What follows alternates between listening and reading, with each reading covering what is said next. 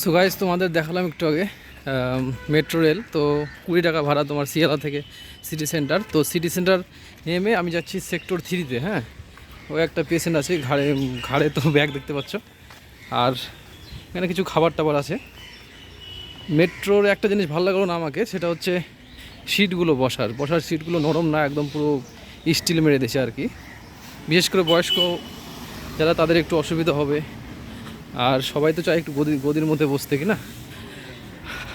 আর এই জায়গাটা যেটা, এটা হচ্ছে সেক্টর 3। হ্যাঁ, সিটি সেন্টার থেকে পূর্ব দিকে হাঁটতে হবে।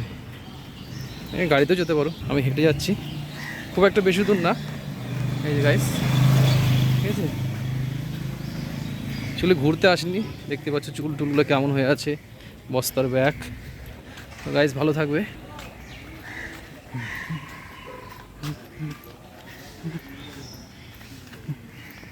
এই দিকে একটা রাস্তা চলে গেছে,